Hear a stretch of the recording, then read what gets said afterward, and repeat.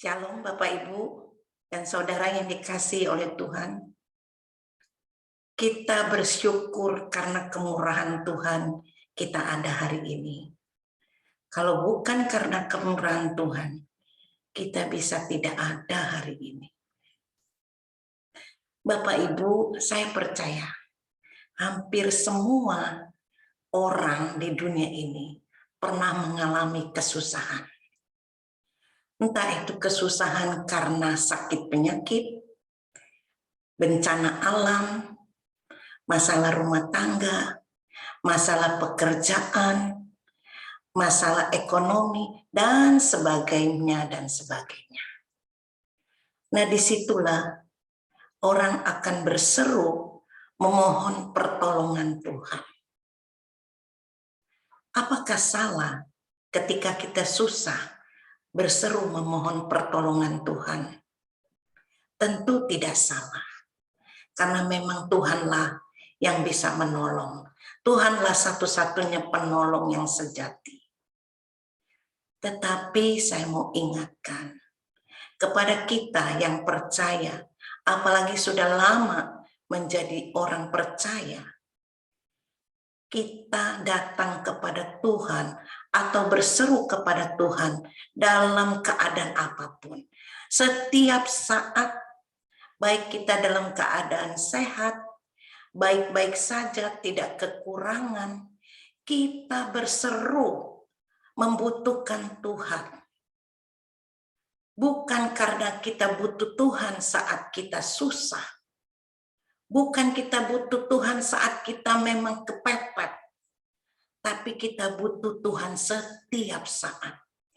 Kita nggak bisa hidup tanpa Tuhan. Dialah satu-satunya penolong kita. Dalam keadaan kita senang, kita butuh pertolongan Dia. Jangan sampai kita jatuh dalam dosa.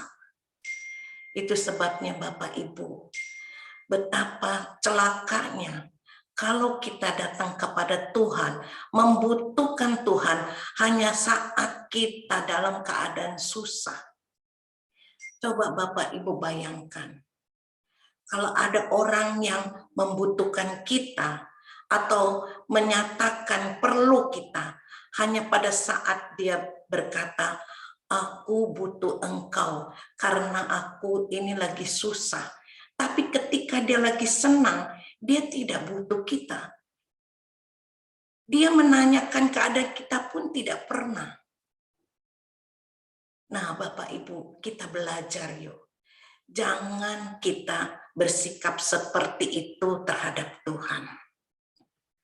Orang yang datang kepada Tuhan hanya karena membutuhkan pertolongan, itu namanya curang atau tidak menghormati Tuhan. Seharusnya kita datang kepada Tuhan karena kita butuh Dia. Kita butuh Tuhan bukan karena butuh kekayaannya, bukan butuh kuasanya, bukan butuh mujizatnya atau kehebatannya.